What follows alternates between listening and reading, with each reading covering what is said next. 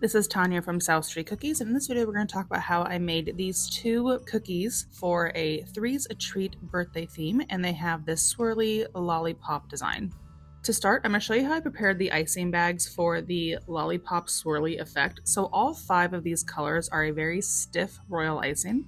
So that means that they have a lot of powdered sugar and not much water in the mixture. And so when you pipe with this stiff of a consistency, the icing does not level out. It stays put and stays like more of a 3-dimensional texture rather than a flood consistency where it flows and levels out on its own. For the piping bag, I used a coupler and then tips. I very rarely use metal tips, but I did in this case because I wanted to control the shape and size of the icing as it came out of the bag.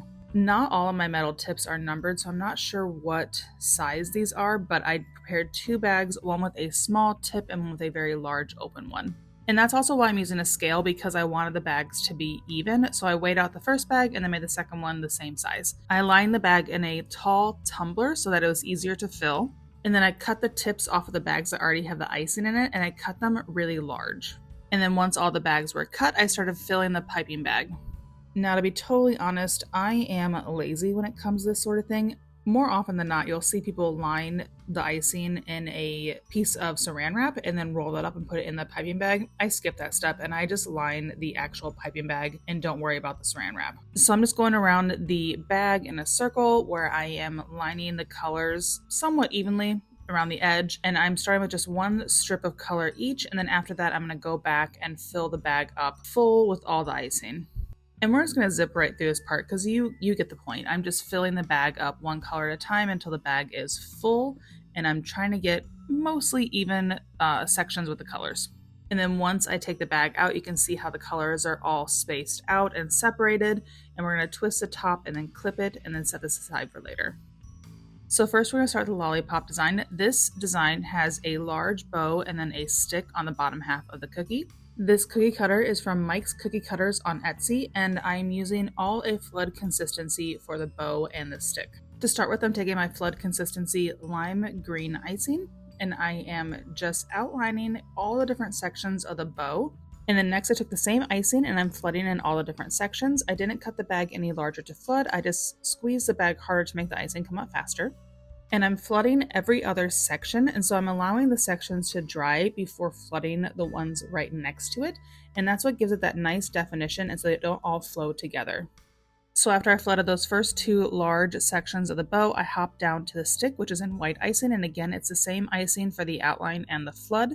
And then after this step, to help prevent cratering, I put the cookie in the oven for 5 minutes at 170 Fahrenheit with the door cracked open. This makes the oven act like a dehydrator, and so it speeds up the drying process and it doesn't allow the icing to crater. After the cookie came out of the oven, I then flooded the tails of the bow, and again I put it back in the oven at 170 Fahrenheit with the door cracked open for 5 minutes to let the tails of the bow dry.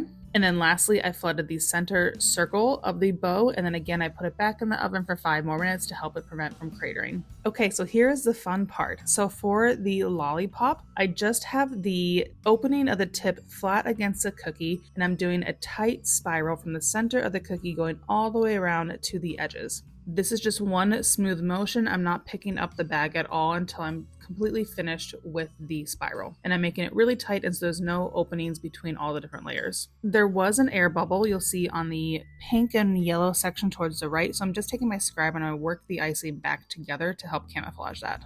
So really this whole lollipop spiral thing is a pretty simple technique, but it's very effective. Next up is the 3 with the 2 smaller lollipops. Again, this cutter is from Mike's Cookie Cutters on Etsy. To start with, I projected the image of the cookie so I could outline where the 3 lands. Most cutter shops will have a digital rendering of what the cookie looks like when it's decorated, and so I just took that image from his shop, and because I purchased this cookie cutter, I'm comfortable doing that. If I had not purchased his cutter, I wouldn't be screenshotting and projecting it onto a design. I did use a stiffer icing for this white outline, whereas for the outline for the edge of the cookie in pink, I used a flood consistency. I don't always have a rhyme or reason for why I do it one way or the other. It's all personal preference and what you're more comfortable with. After I outlined the perimeter of the cookie, I flooded that section between the pink and the white outline in pink icing. And then I let that dry. Again, I used the oven to help prevent cratering because this is a pretty skinny section.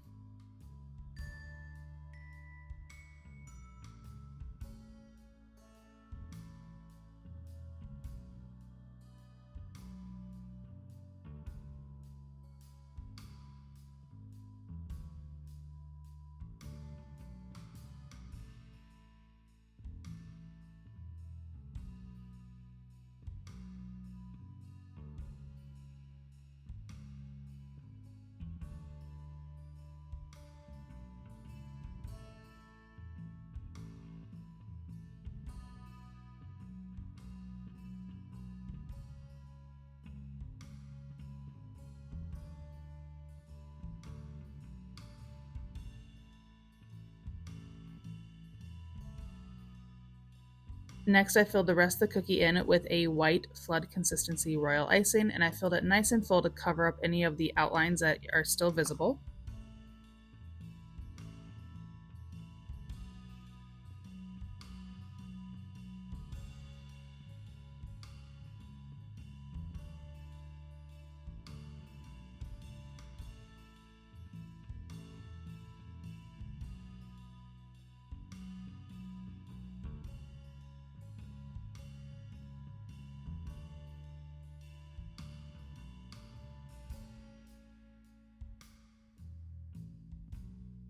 And then right away, I'm going to do a wet on wet polka dot design. So wet on wet means that you're adding wet icing onto wet icing. And so I'm going to add polka dots before the white icing has crusted over. And that way the polka dots are going to sink down and be the same level as the white icing. And I wanted this to be like a fun birthday confetti look, and so I used all four of the colors that are in the rest of the designs. And then after this step, I put the cookie back in the oven again. I'm not so much concerned about cratering with this large of a section, but I like to use the oven in general because then it makes me feel a little more comfortable that it's going to be fully dry in the morning when I go to package it.